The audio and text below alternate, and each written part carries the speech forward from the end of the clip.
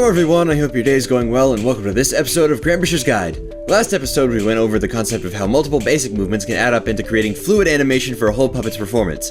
Now we will get into more detail with how that all works in the future, but we've got to go over a few more specifics first, starting off with lip sync. Hope you're ready because things are about to get mouthy.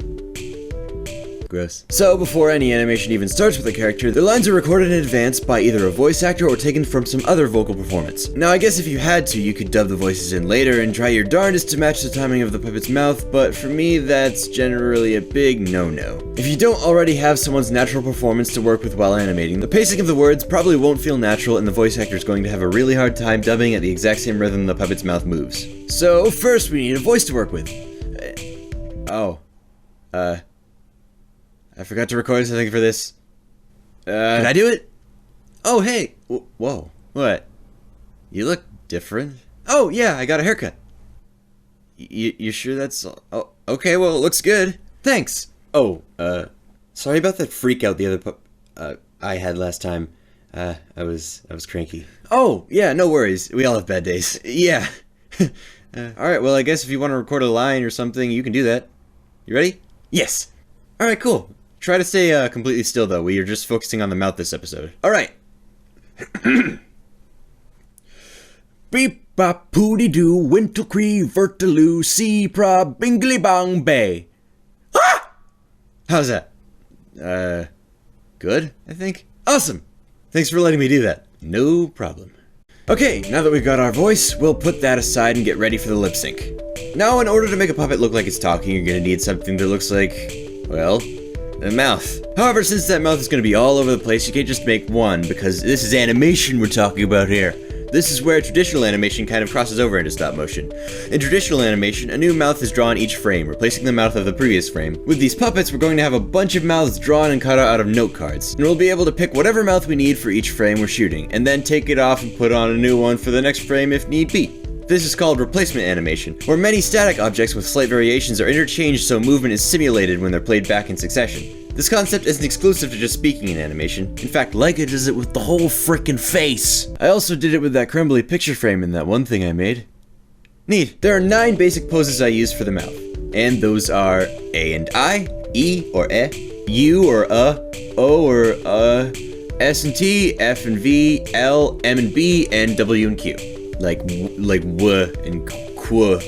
The poses are named after the syllables that they're most likely going to be used for. This doesn't mean they're only used for those syllables though, it really all depends on the shape of the person's mouth at any given time and the actual sound the syllable makes. From those 9 basic poses, it's generally a good idea to trace in-betweens of all the poses so the mouth appears to move more smoothly through syllables. For example, you should have AI to E, AI to U, AI to O, etc. And when you're done crossing them all over, you should have 45 total poses to choose from.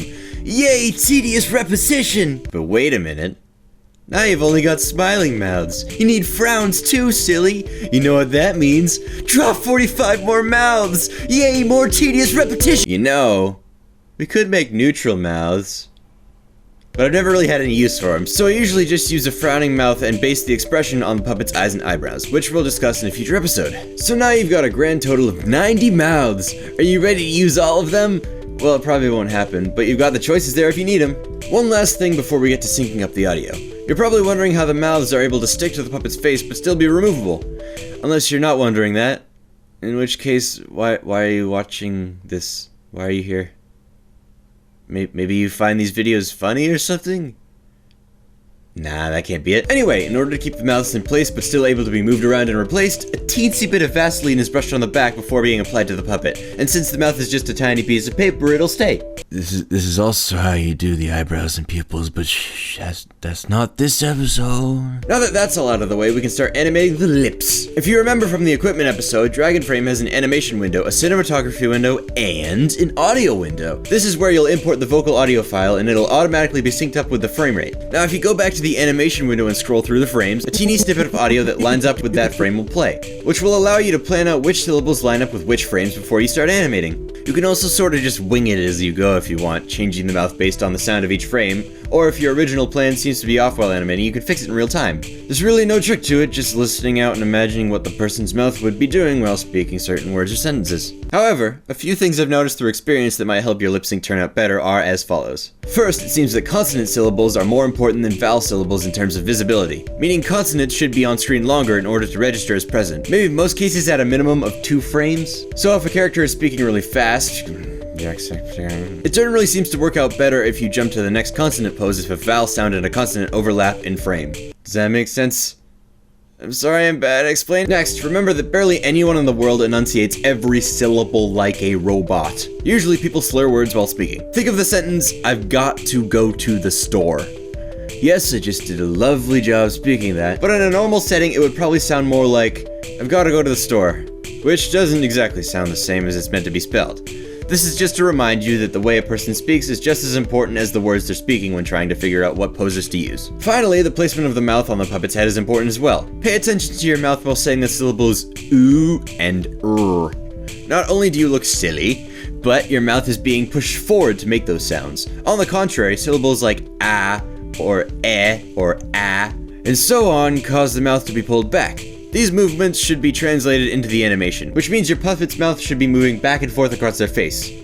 Well, when I say back and forth, it isn't really, but since the puppet's face is solid, but really it's just moving along the side of their face, which makes it look that way. Kinda like drawing animation again. How about that? And that's all there is for lip sync. I encourage you to always practice as much as possible because you're only going to get better and learn more as you go. I hope you enjoyed. Thanks for watching and take care. Bye-bye.